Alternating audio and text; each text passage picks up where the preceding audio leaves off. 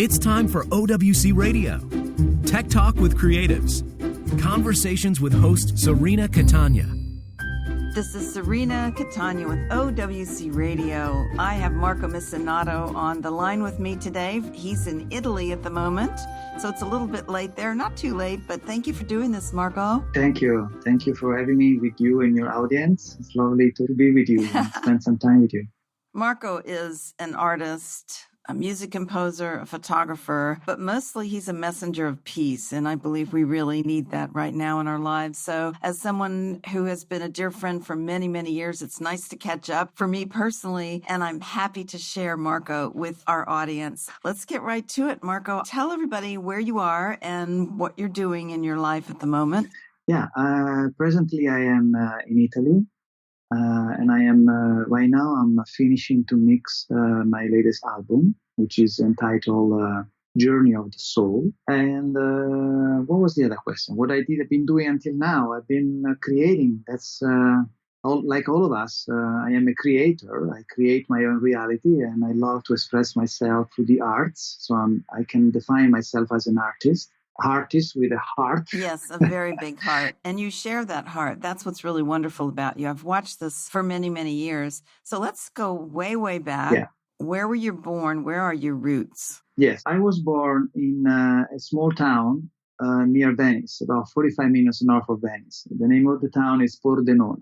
And that's where I was born from two very, very young couple, the very young couple. They were barely 20 years old. They just met. And as soon as they met, I was conceived.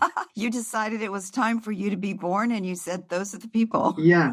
Like all of us, I choose my parents. I choose my location. I choose all the circumstances of my physical experience. So that's wonderful, though. So growing up, when did you first realize that you had this creative side? You started playing piano very young, right? Yeah, well, mostly I started to create music very young. Well, what happened is that, like most of the little children, I would say I was particularly sensitive as a child. I was was towards very like almost angelic energy. So I was very pure and very, very open. When I was born, my mother didn't feel any pain. I didn't cry. I was smiling already. So I was kind of very, very soft and loving child. But with that sensibility, of course, I immediately I immediately felt the harshness of the separation and the suffering of the collective, which wasn't really dramatic, but it was still there. And so, in order to do something about it, I would spontaneously go to the music, to the sounds. I would try to create something in order to make things even more loving, more at ease.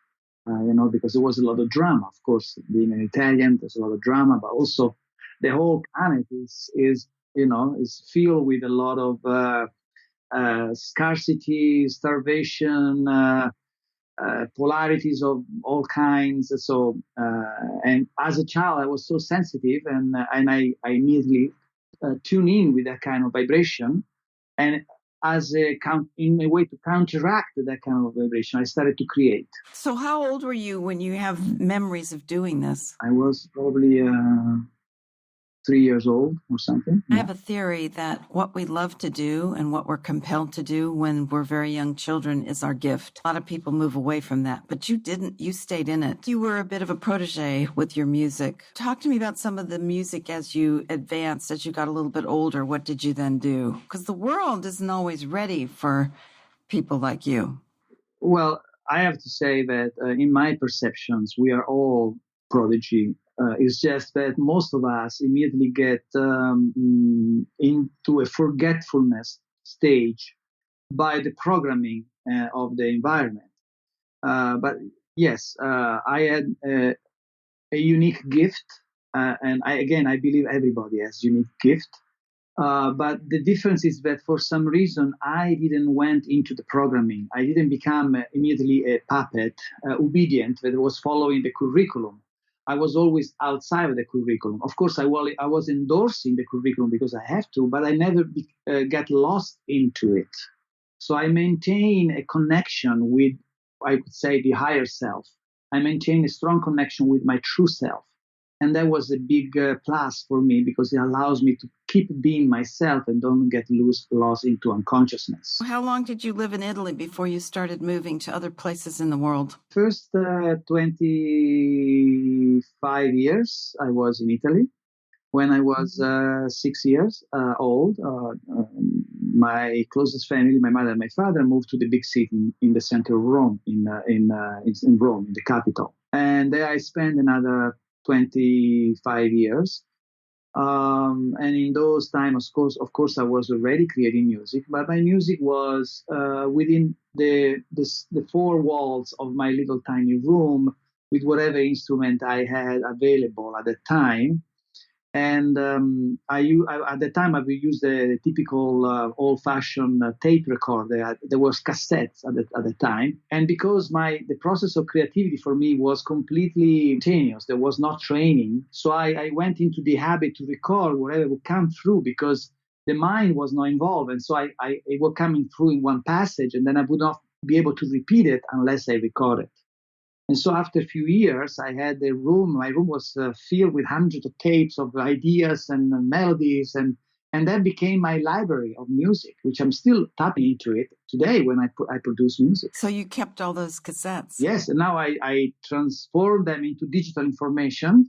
But I have hundreds and hundreds of melodies that are basically waiting for me. Oh, that's wonderful. That's wonderful. So you're creating these melodies for people who don't know. Were you using the piano? Were you using what instrument were you playing, or was it you singing? Yeah, there was different stages. The first few years, I only had a little flute, toy guitar, and then at a certain point, my musicality started to get noticed by the environment, by my family. And so I got a little keyboard.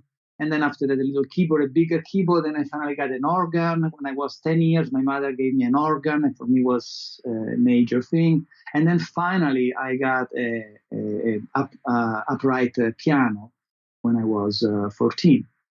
And that was interesting because at that time, I already had hundreds and hundreds of melodies. And of course, the family was completely tapped into survival. It was all about surviving. So everybody has a job, have to run left and right. So they didn't give really right away too much attention to what it was happening within myself.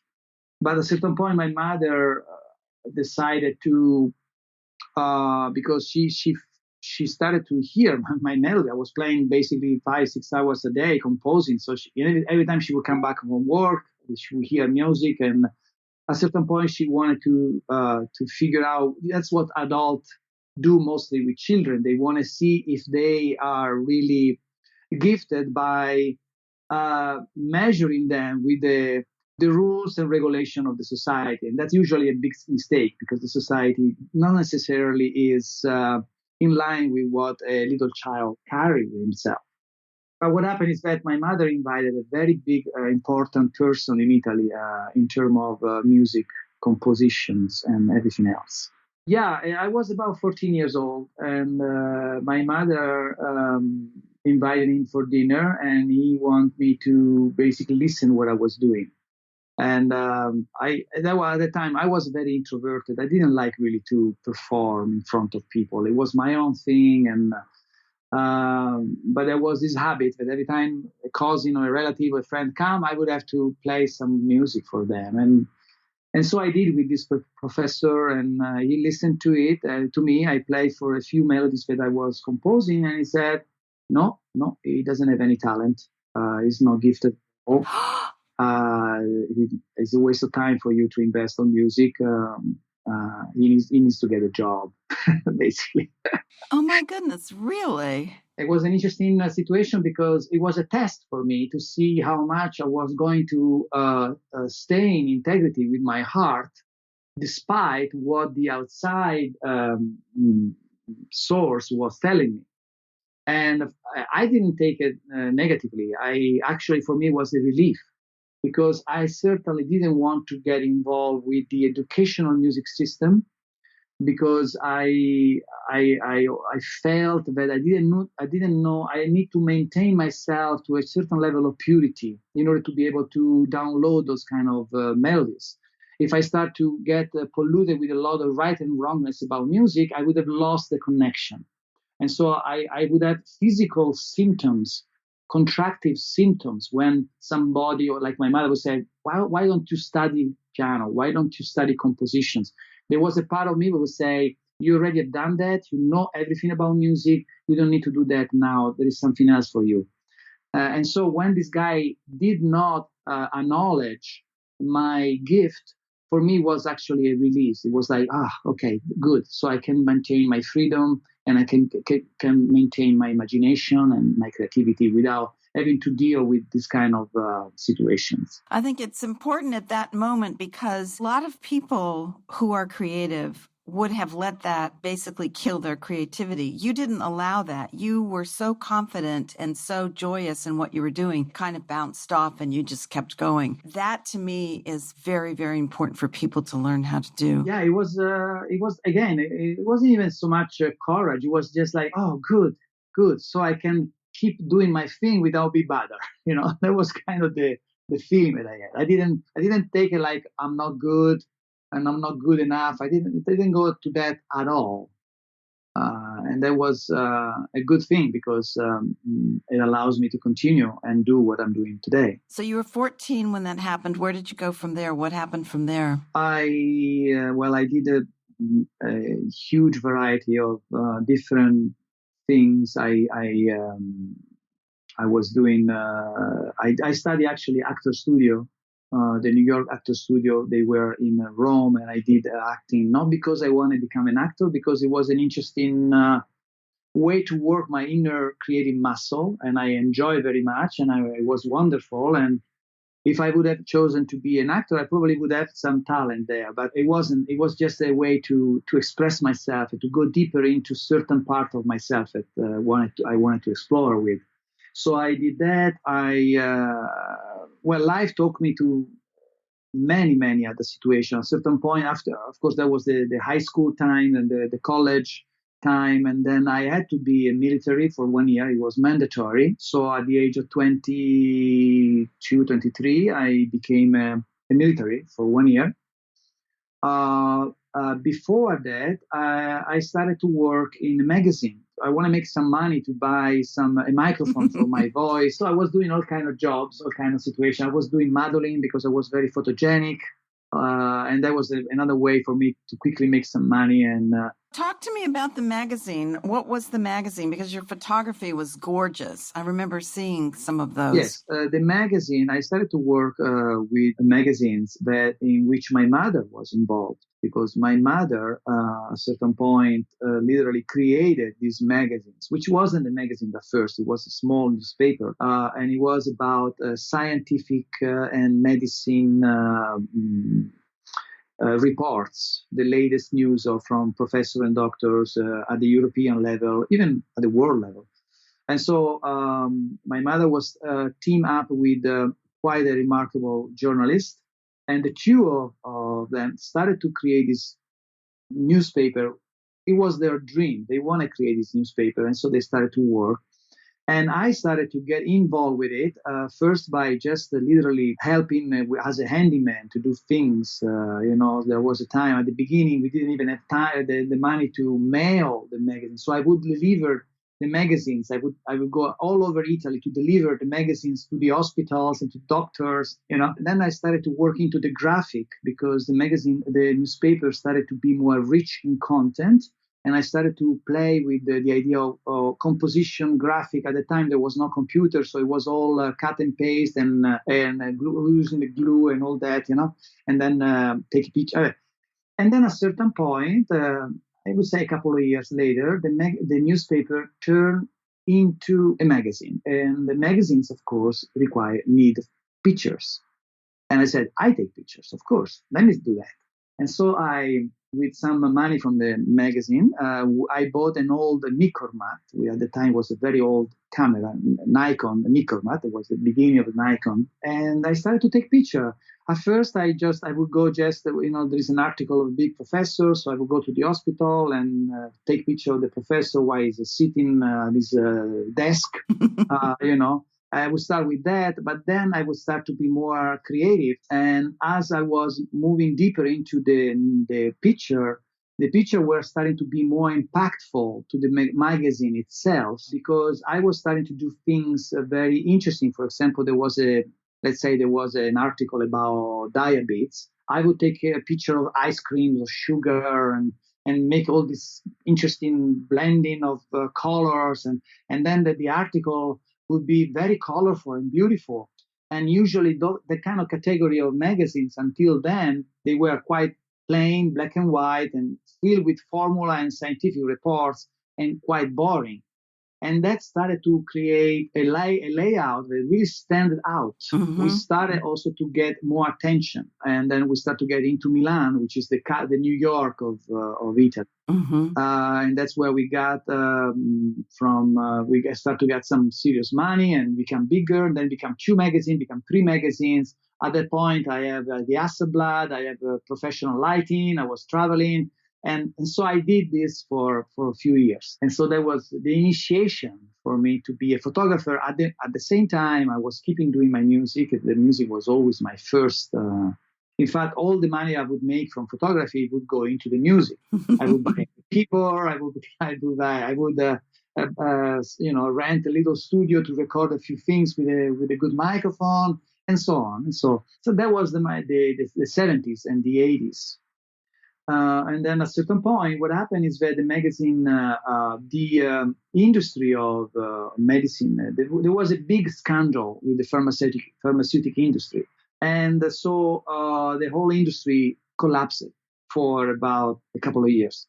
And so inevitably, a magazine could not sustain itself, because at that point we were at the level where we have a substantial amount of expenses to maintain number after number the magazines. So in 3 months, we could not get the sponsor. And so the whole thing collapsed. It was a big turning point, because at that point, I was already being in America as a photographer. I came first in America as a photographer to take picture of people with AIDS, because at that time, AIDS was a new happening, and there was only a few patients in New York and in San Francisco. There was no patients in Europe just yet. And so they flew me to America to take picture and make a story and make articles about AIDS and take picture of AIDS. And so that was the very first time I came to America. Do you still have those stories handy? Can you find them, or are they filed away forever? No, I have some story. Of course, I have a lot of pictures. Yes. Yes. I think that what you did at that point, if I remember, because it's been many years since you showed me some of those magazines, you were combining photojournalism and the news aspect of what you were doing with this incredible sense of creativity and your ability to see the graphics and the colors and the composition and tell a story with the emotions behind the picture. I think your photography does that as much as your music does. Obviously, the music is your first love. But by the way, for those of you who will be listening to this, Marco has a site called Missinato Photography.com. It's Missinato photography.com. And you can see some of his photography there. You can also go to marcomissinato.com and get to it from there. But I encourage everyone to look at those pictures, because they say a lot about how you see the world. And okay, so you went to the United States. The United States for the first time. And for me was love at first sight. As soon as I arrived to America, I felt the freedom, the immense possibility, potentiality of this country. I was really, really excited when I went to New York, to San Francisco, to Los Angeles. And so I went back home with that seed inside my system. It was ready to flourish eventually at its own time. And I came back with almost 6,000 slides. So I took a lot of pictures, because at the point I was a professional photographer. So I had a pass, and I could basically enter any place because it was an international recognized pass that very few people have. It's not easy to obtain. And so I was able to take picture and those pictures were valuable for the magazine because they cover a lot of topics for the next years to come. But those years never came because, again, everything collapsed. And so at that point, it was a big turning point for me. Okay, so the photography is temporarily collapsing. I could have gone to Milan and get some jobs from other situations, but I wasn't really a kind of person that gets a job. I cannot see you punching a clock. I'm sorry. Right, No, exactly. that's never going to happen. Yeah. So at that point, I did my military service. The magazine was stopped. So what I did, I said, I think it's time for me to go to America and start a new adventure. And so I did. I sold some of my pictures, and I had a few $1,000s in my pocket. I bought a ticket, and I brought my little keyboard, and I arrived to Los Angeles. And at that time, I didn't speak English, and I didn't know anybody. So it was quite an interesting adventure to be in such a different city, because Los Angeles is quite different from the Italian cities. You know, I remember arriving to Los Angeles, I was looking for a center, you know, because in Italy there is a square in the center of the city. You know, and I could not find it in Los Angeles. It was like, I always felt like I was outside of the city, you know, and I could not speak to anybody because I didn't speak English. I would say just few words. Oh, we call it urban sprawl. It's urban sprawl. It's like tentacles everywhere. We don't have the squares like they have in Europe. Anyway, go ahead. So you got off the plane, you go into LA searching for the center. Searching for the center, right. What I did, I chose Los Angeles for a specific reason, because I needed to stay and have a visa permit, because with tourist visa after 30 days I had to leave. And so the best way to do that was to become a student. And so for the first time in my life, I became a student, and I enrolled myself in a school of music. But I didn't want to do those long 3, 4 years, 5 years of music college, and the shorter exciting school that I could find, it was the Musician Institute in Hollywood, which was only 1 year graduation time, and it was expensive and not as expensive as the Berkeley. So for me, I said, okay, I'll pretend to be a student for 1 year. At least I buy time, and I am in America, and then we'll take it from there. And so I arrived, and after a couple of months, I began the course. Of course, I could not really understand what they were saying, but somehow I was doing my thing, and somehow people were recognized that what I was doing was good enough to get graduated. But I really never really learned a lot. I just shared what I already felt was in me. But it was a good experience. It was a lot of fun. I made a lot of friends, and I had enough time to start to strategize and see how I could proceed the American adventure. And so after 1 year of graduation, I finally bought a little car. I remember I spent $1,500, and I bought a very old station wagon Volvo, and I was very happy with this because I could carry all the keyboard, because at the time I started to sing in order to make some money, because I needed to make some money. So I said, I don't want to get a job, and also I could not get a job because I wasn't a resident. But if I can start to sing, I can get some tips, and I never consider myself a professional singer, but somehow I found a job in a small restaurant, Italian restaurant, and it was long hours, and the busboy was making much more money than me for sure. And every day I would upload the sound system with the speakers, and I have to bring tear it back down. home. Oh my goodness! Yeah, it was like 4 or 5 hours singing. And I was just making tips. So it was like, I don't know, €20, $20, $30, sometimes $50. That was the situation. But that was starting to do something in me, because it forces me to sing for many, many hours. At first, I started to sing Italian songs because the Italian restaurant wanted me to sing Italian song. And then from there, I started to refine my repertoire and my singing, and after it took me a good 3-4 years, but then I started to break through into the celebrity in Hollywood. I started to get hired by Hollywood stars, by rich and famous, right, by billionaire. I start to work for monarchies.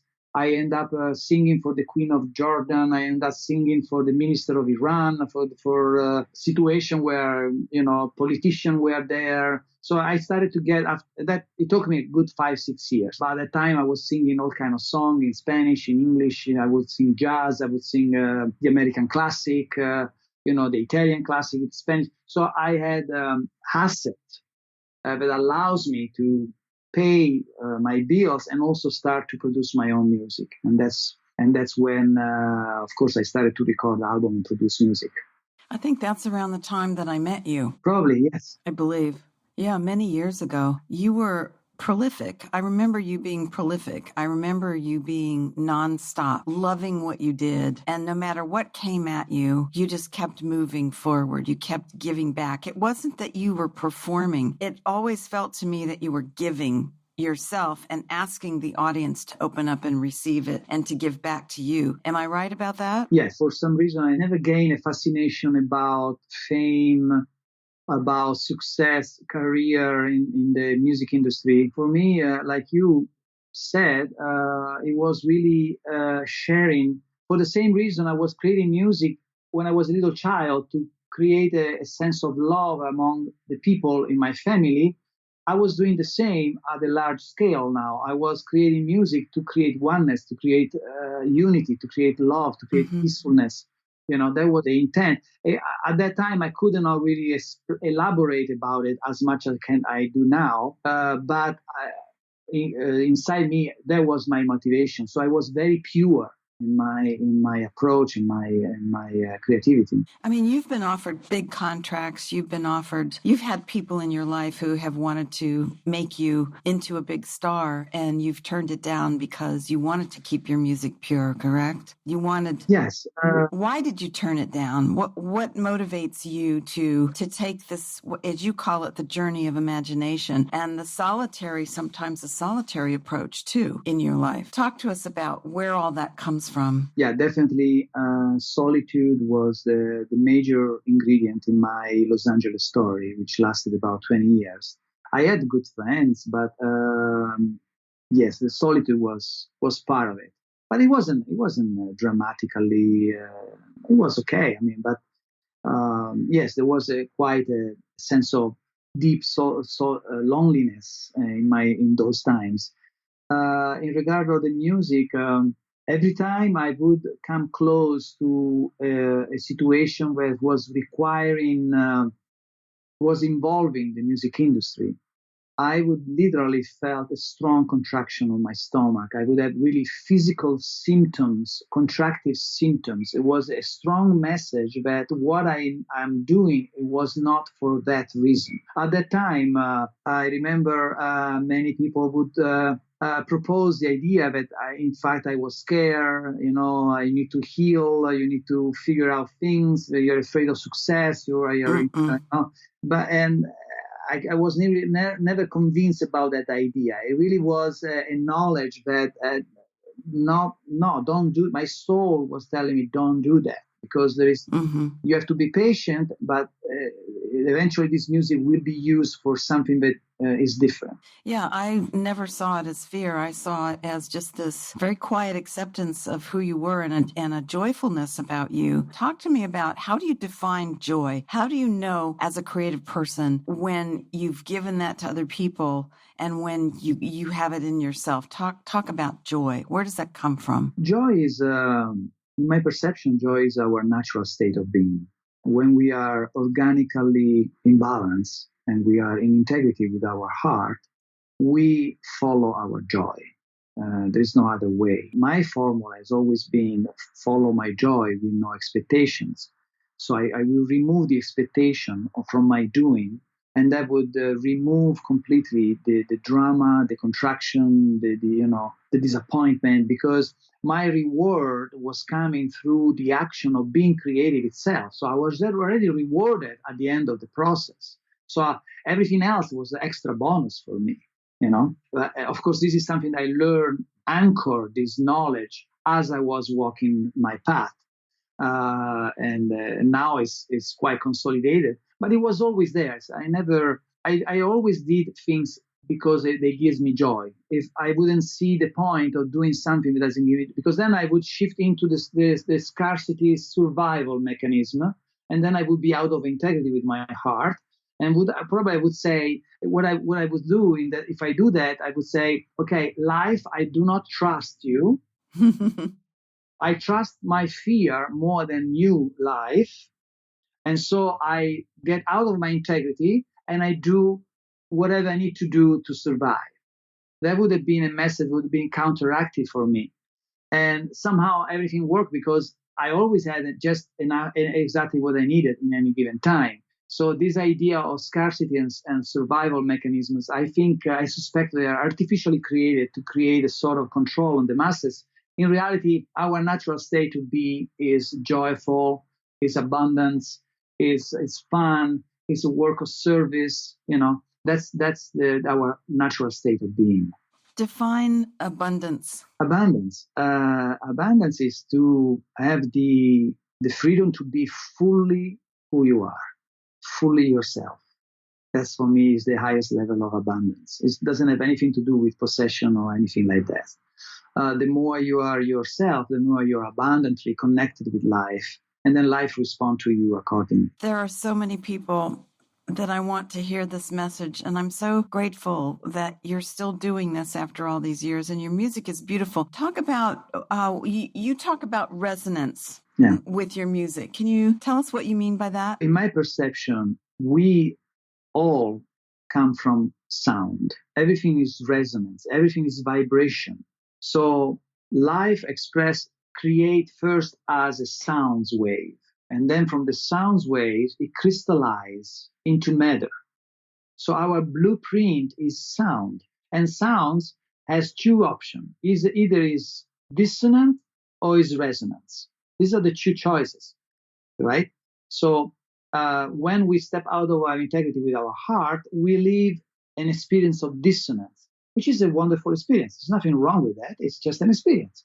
When we are in integrity with our heart, we live an experience of resonance. So we are resonating, means everything flows because we are fully ourselves. We don't compromise. So in my perception, since I was a child, what I noticed is that humanity, because the polarity of the experience, because we are living such a harshness environment, we step into a dissonance situation. And so the responsibility of a musician, when he's a fully awakened musician, when he's fully responsible, is to create music that tune back the dissonance of each individual into resonance. That's why I call sounds of oneness what I do, because my idea is to create a musical experience where everybody at the end, their heart is fully open. And so now they are in resonance with their internal gift. It's beautiful. And it's so true. You know, a lot of people talk about we are one, we are the world. And I think that music is healing. It's very healing for not just on a psychological, emotional, spiritual level, but also on a physical level. I've seen studies where people who have had strokes and who can't talk, but they can sing. The brain waves are altered when you listen to music. And I know that you've created music for pets as well as for people, right? I thought that was an interesting journey too. Talk about that for a minute. Well, there was an interesting idea that came from the fact that when I was a child, every time I would compose some music, I would notice that animals would come. A little butterfly, a little cat or a dog or a bird would come nearby. So I noticed that I felt that nature actually was responding even more than humanity to what I was doing. They were much more receptive, to the sound. And so I came to that realization that music can be also very supportive and healing for pets, because pets have a very heavy duty work. They have to cope with the contraction of their owners, that they are always surviving, and so they are constantly tense and contracting. So they They do this wonderful, amazing work to bring somehow with their presence, with their unconditional love, they heal. They have that ability, and so I felt also that could be supportive for them too to listen to some I good think it's music. wonderful. It works, And so though. It I works. created. It really I did. works. I've seen the reaction of these animals when the music starts to play. You talk about 144,000 open hearts live events. Can you tell us a little bit about those? Yes, there was a time a few years ago where, in order to step to a higher level of consciousness, humanity would have to reach a number of, let's say, more awakened people. And that is a precise number, which is 144,000. 144 in sacred geometry and a very unique number. And the idea is that when that number of people become awakened, they create a domino reaction to the whole humanity. We will feel that kind of situation. So my idea was to create a sequence of live performances together with live streaming, where I could gather simultaneously exactly that number, and with the music open the heart of the number, and consequently whole humanity would have felt positive reaction to it. The good news is that we already reached that awakening, so now we are over. So things, in fact, for the people that are more tuned in with the subtle energy of the collective, they can feel that a lot of things are changing, a lot of things are moving.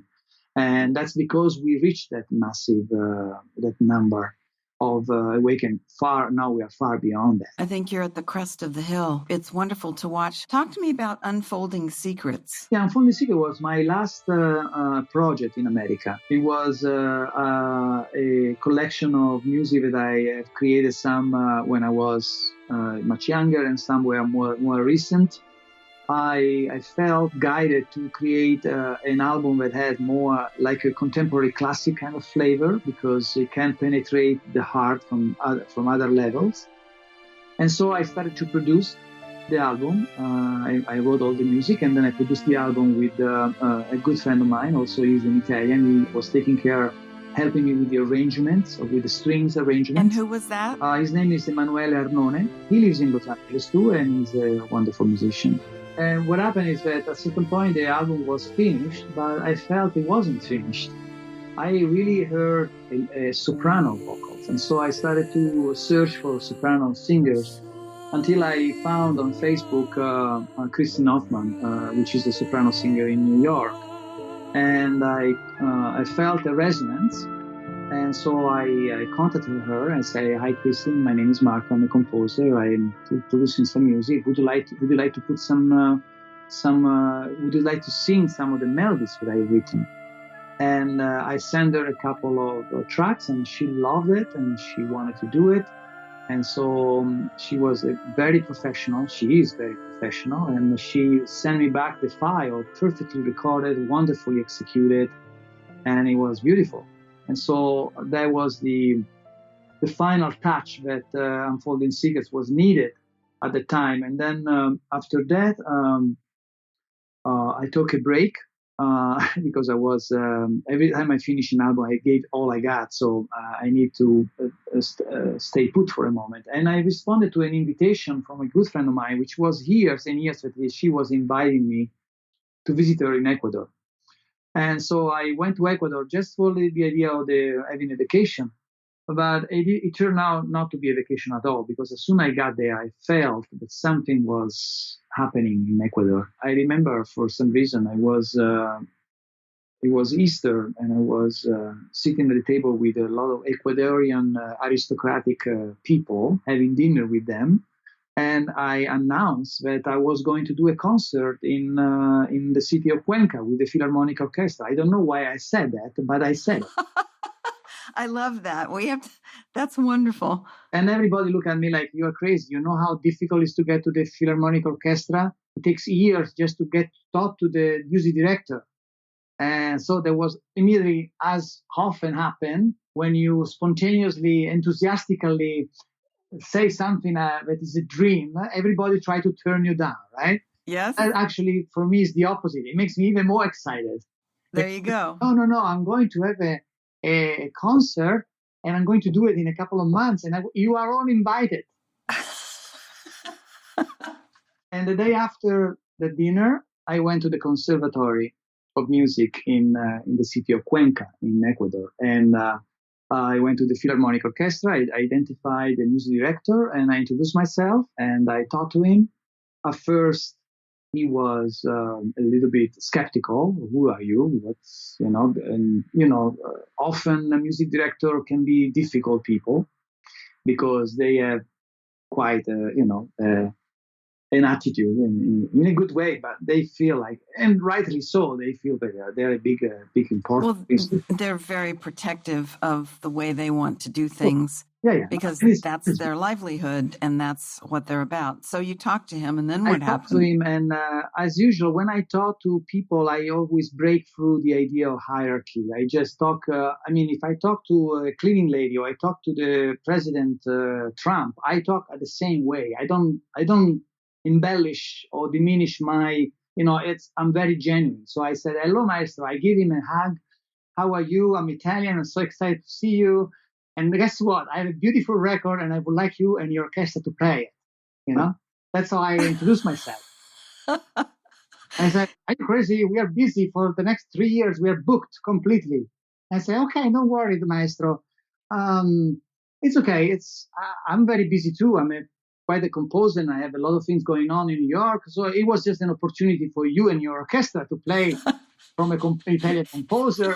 I play like that. So he said, it kind of changed his attitude a little bit. And so he said, okay, come with me. And he took me to the studio, and he put the CD on, and he closed his eyes, and he started to listen, and he started to direct the CD, like, listen, this is beautiful, this is good. And he said, okay, so you like it? Yeah, it's beautiful, but I'm too busy. Okay. And I shake my hands with it. I say, okay, it was lovely to meet you. Too bad. I have also a famous soprano singer that is coming to sing. He was willing to come to sing with you in the orchestra, but it's okay. And then the day after, I received a phone call from his manager. The maestro would like to talk to you again, to see you again. So I came back. He said, well, I look at, I can put a couple of your songs on my next concert. I said, no, we don't have time for 2 songs. Excuse me. I would not fly the big soprano singer from New York, Christine Hoffman, just to do 2 songs. Either we do the whole concert or we don't. And then he said, okay, I'll give you 2 nights. And so we got 2 concerts with the Philharmonic Orchestra. Unbelievable. What did your friends say who were at the table that night when you called them to invite them? Exactly. Then after a few weeks, because it took a few weeks to coordinate, Christine has to come, and then we produced some videos. We went in the forest to sing and to do some shootings. I did a documentary about Unfolding Secrets and what is behind the scene of Unfolding Secrets. And then finally we had these 2 beautiful concerts with the Philharmonic Orchestra. And that's when I called my friends and say, hey, everybody, you have a free ticket. And nobody could believe it, that was happening. But that's what happened. And that was the story of my Ecuador experience. I think that when you're doing what the universe is sending you, what the universe is communicating with you that you should be doing, then everything falls into place. So that was a total example of you listening to the voice and letting it happen. Just you were there, you knew what to say, and it happened. When you talk about walking the path, what do you mean by that? Well, we all are in a path, in a journey. The physical journey, the earth journey, and it's a fascinating, beautiful path, and we have the free will to choose how we are going to walk through the journey. So that's what I mean. Walking the path is walking your life, to fully own your life, honor your life, and live it fully. That's the way to go. But the reason why that Ecuadorian episode was successful is because I didn't have any expectation. Mm-hmm. I was not needy. I didn't need anything. I was just playing with it. Don't take anything too seriously and play with everybody and everything. and that allow this playfulness to crystallize and create in the most joyful and most beautiful way. And I think that's the most wonderful formula, to follow your joy without expectations. Because the moment you put expectation, then you start to be contracted, you start to manipulate, and so you lose your purity intent, and you lose your childlike approach, which is basically the secret of life in many ways. I totally agree with that. That's what's kept me going in my life, is finding that joy and just going with it and playing with it and being childlike, allowing that inner child to play with you every day. It's amazing what you can accomplish in your life when you do that. You talk about from dissonance to resonance, and you were mentioning that a few minutes ago, and I'm remembering the video that I saw that you had sent me a while back called A Thursday Evening with Sounds of Oneness. Yeah. And you started out the workshop by telling people that, and I should let you probably tell this, but what I'm remembering is that you told people that you wanted the music to help them open their hearts, and that you were going to start with minor chords and work towards the major chords. Yeah. And explain that to people who don't understand music very much, why that is and how that worked in that particular instance and throughout your life. Okay, so the purpose of that experience was to create an heart-opening oneness experience. And the reason why I started with a tune in the minor key is because I want to create a contrast. Because the minor key, it creates vibration like sadness, like heavy emotional situation, which are beautiful to be felt. Some of the most beautiful music in the past are in minor keys. But I want to initiate the process with that kind of situation, and then slowly build up into gradually get to the oneness, the heart-opening situation. That's what I did. And those people were particularly open, and so the experience was very successful. At the end, everybody were just literally crying and hugging each other. And they kept talking about this experience until today. I still receive emails say, "Oh my God, that was an incredible experience. I can't wait to do it again." And so that proves how powerful music can be. Do you think you're going to do another one anytime soon, or what are you working on right now? You talked about you're in post on your new album. Yes, but to answer your question, yes, that's what I am here to do. I'm here to create oneness and create a heart-opening experience, an emotional release through the power of music. So yes, that's what I want to do more than anything else. And so the idea is to create concerts, to create experience where there are specific frequencies, there are specific melodies in order to create the environment that facilitate the release of emotions. Because one of the biggest challenges for humanity right now is that they have a lot of emotions that are stuck in their system. They need to be released so that they can fly higher. I agree. This might be completely off the subject, but I'm curious about how you feel. There are a lot of people searching for nirvana, searching for their joy, searching for a higher meaning, and they turn to things like drugs or ayahuasca or kava, or, they're using substances to help them open up. So, Marco, you have a very pure approach. How do you feel about special aids, I guess you would call it? Well, in my perception, there is no right and wrong. There are just experiences. So if you resonate towards doing an ayahuasca journey, there's nothing wrong with that. It's just an experience. And if you need to do a DMT experience or a drug experience, whatever your soul is driving to you is what you need to do in any given moment. It was interesting, this experience, because what I did with Thursday Evening with Sounds of Oneness, what we just mentioned, because at the end, when people started to share what they experienced, a few of them, they said, it was beautiful for me to understand that in order to get high, I don't need necessarily to have an external device like ayahuasca. I can do it without a tool, a toy. I can do it myself. And that's the most beautiful thing to come to becoming aware of.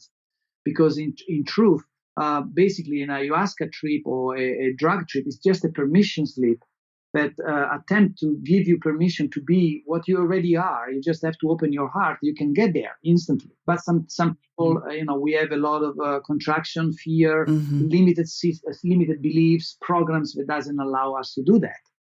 And so if an ayahuasca journey is what you feel, what you need to do, by all means, I think it's a wonderful experience. I get there through music, Yeah. When I asked you the question, I got a very strong feeling that no, it's not necessarily people can do it without all of that. They just need to trust themselves. So it's interesting. That's why I asked it. I've always felt that I'm actually better off when I don't have any of that around me, because then I have more freedom. I can fly higher on my own. I'm not judging Exactly. I don't want to judge it as bad or wrong.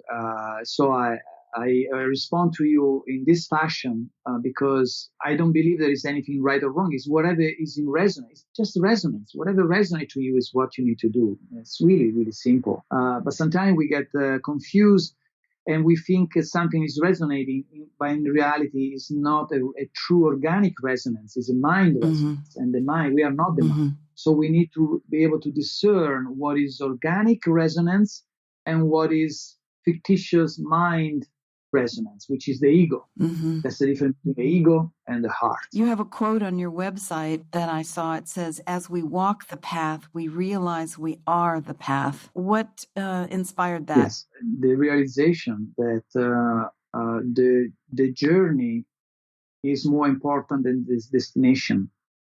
The journey is what we are here for, not the destination. And so when we surrender completely to the journey, that's when we get really the juice of this physical experience, rather than constantly be concerned about when we are arriving, where are we going, how do we get there? There's constant this contraction. But if you surrender into the journey, then eventually you come to the realization that the journey is what we are here for and not the destination. So I would love to be able to talk more with you. There's so much to hear from you, so much to learn from you, so much to experience with you. What do you want to tell everyone listening before we go? Is there a message you want to specifically give to those who are listening to this? I know how difficult it is for all of us to be in this journey. It's quite challenging. It's probably the most challenging choice that the soul can make. But in its difficulties, it's the most fascinating and most beautiful journey ever. And so at this point, I think what is really relevant for each of us in the planet is to, first of all, try to get in contact with our own uniqueness, with our own gifts. But I realize that many of us are so disconnected that they don't even believe that they have a gift. And they think that to have a gift is something for just a few special elected. But it's not true. We all are special. We all have a uniqueness. And the pursuing of finding our uniqueness, if we haven't found it just yet, is obtained by deprogramming ourselves. This is what we need to do right now. We need to deprogram. We have a lot of programs that are embedded in our system, a lot of belief systems, limited beliefs that limit our imagination.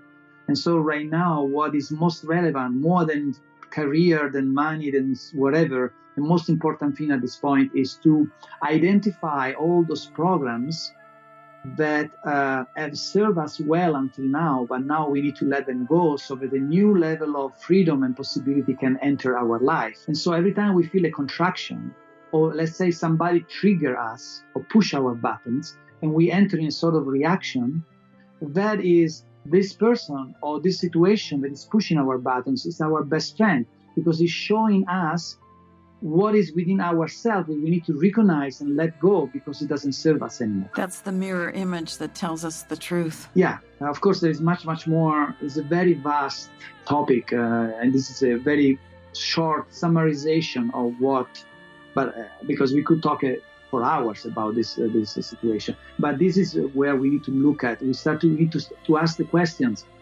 how can we be of service? How can the choice that I make today, in what way is helping humanity? In what way is making the difference?